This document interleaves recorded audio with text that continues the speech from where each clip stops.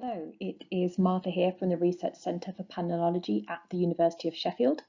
Today I will be talking to you about why it is so important to use botanical evidence when reconstructing environments and not just climate-sensitive sediments. I'll be using the case study of my PhD research where I reconstructed the late Permian zechstein vegetation of the UK, which I did using fossil pollen grains, which are excellent proxies for climate and environment. As a result, our understanding of the landscape of the UK during the late Permian has been significantly altered.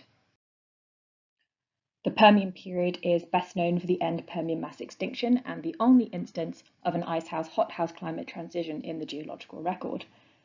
Europe during this time was located in the continental interior of northern Pangaea in a subtropical climate belt at about 25 degrees north paleolatitude in Eurasia.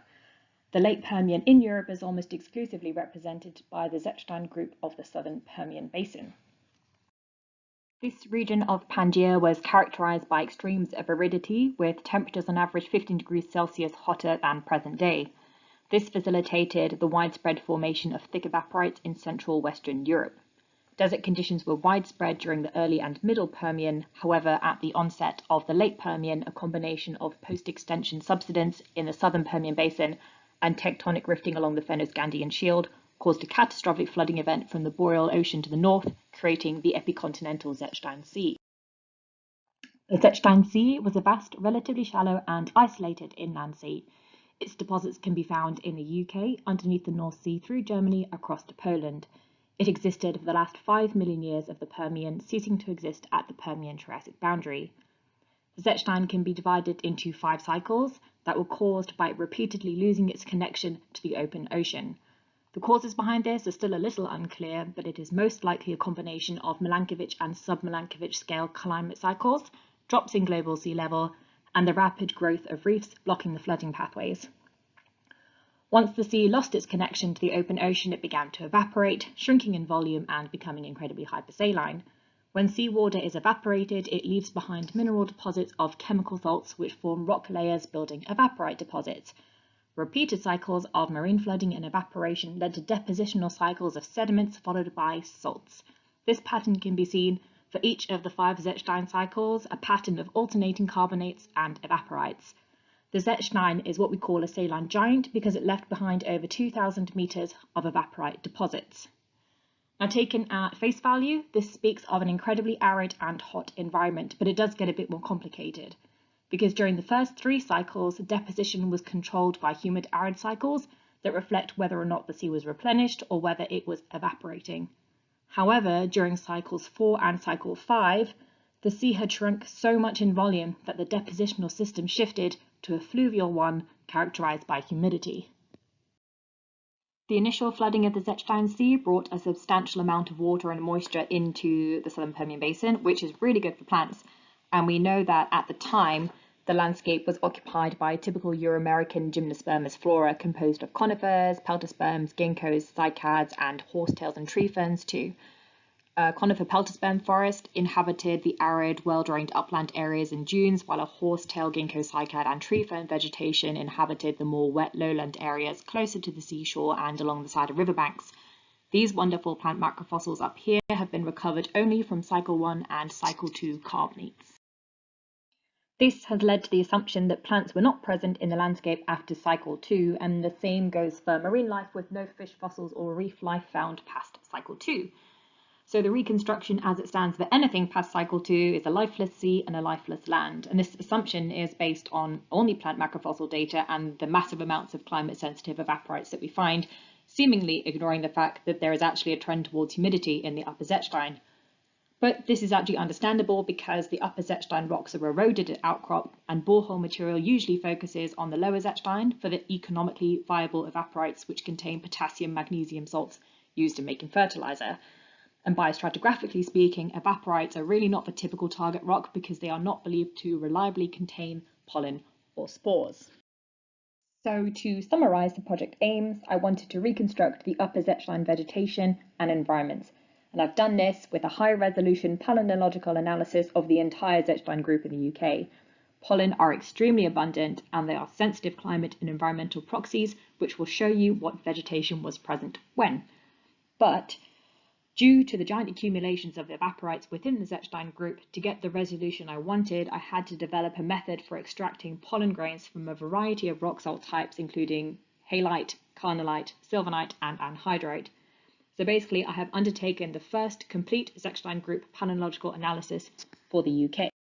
So the UK corresponds to the western margin of the Zechstein Sea, and I sourced borehole material from the York Potash Project via Sirius Minerals in Scarborough, and I supplemented it with outcrop material from Durham, Yorkshire and Nottinghamshire in order to capture the entirety of the Zechstein group.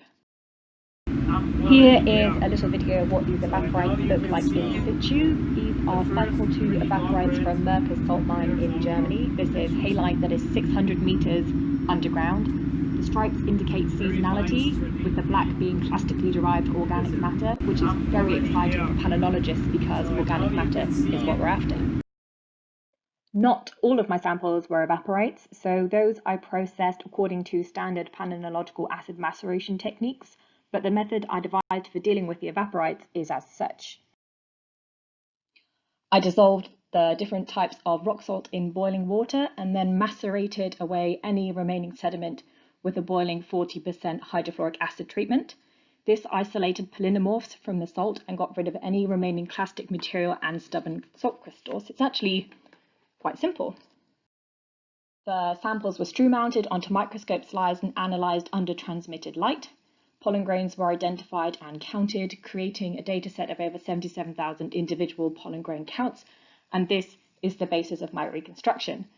You can see up on the screen here that the assemblages are exceptionally well preserved and dominated by these stripy bisaccate pollen grains, and these are the pollen of conifers, peltosperms and ginkgos. The large monosaccate pollen grains in the bottom right-hand corner are also known to be produced by conifers. Spores of tree ferns and the monocolpate pollen of cycads were exceptionally rare. So basically, the pollen record matches the plant macrofossil record for the relative abundance of plant groups, which is great because it means the dataset is reliable enough to be used to look at patterns in vegetation over time. And interesting things happen when we do this. This is a pollen chart for the Zechstein organised by parent plant group at the top and then cycle down the left-hand side. And the first thing to notice is that the pollen grains extend way beyond cycle 2 when the macrofossils disappear from the fossil record. In fact, they are present right up to the Permian-Triassic boundary, and this extends the vegetation in Europe by 3 to 4 million years before the Permian mass extinction, and this is a substantial amount of time. When we look at the nature of the assemblages, we can see that conifer and peltosperm pollen dominate assemblages throughout. Ginkgo pollen and tree fern spores are continually present but disappear before the end of cycle 4. And there appears to be a sort of peak in fern spores during cycle 4, and this may be related to the shift to a humid climate that accompanied the change in depositional system to a more fluvial one. There is one formation in particular that I would like to spend a bit of time talking about, and this is the carnallitic marl formation, which is a transgressive unit that sits at the boundary between cycle 3 evaporites and cycle 4 carbonates. It is a hygroscopic, hypersaline marl. It's very moist and very unappetizing looking, and it's starkly different from what a palynologist would usually target for analysis. But its assemblages were so well preserved. In fact, they preserved cuticle in amazing 3-dimensional detail, like this cuticle with stomata up here. It really highlights the importance of evaporite palynology moving forwards for the entire field, as well as providing new insight into the vegetation of the Upper Zechstein. Upon closer inspection, many of the pollen grains had these spheroidal inclusions inside them, and they were recovered from throughout the sequence as indicated by the red stars. Based on similar occurrences from the Raniganj-Lipindian coalfields of India, we've interpreted these as the remains of a possible chytridiomycotin endobiotic fungus. And this shows that by the late Permian, the pollen body had really opened up as a habitat for parasitic and saprotropic fungi. Perhaps the fungus colonized the grains before they were dispersed, or perhaps after. Either way, it fleshes out our view of nutrient cycling within the Zechstein environment and adds another piece to the puzzle about the evolutionary interactions between plants and fungi through time. Lastly, for the first time, foraminiferal test linings were recovered from the British Zechstein from the beginning and the ends of the sequence, indicating that normal marine conditions were intermittent but reoccurring. Other marine microfossils like acrotarchs were in general incredibly rare as well, most likely lost amongst the overwhelming terrestrial signal in these samples. So to summarise, the paleontological data extends the temporal range of the Zechstein vegetation by 3 to 4 million years. The upper Zechstein was damp enough to support vegetation, contrary to the accepted reconstruction that conditions were continuously arid. The vegetation persisted up to the Permian-Triassic boundary, meaning there was no localised plant extinction here.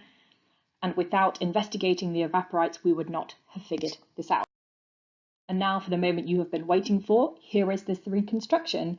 It is my interpretation of what the upper Zechstein flora would have looked like, more or less a continuation of the lower Zechstein flora, perhaps with vegetation being a little less abundant.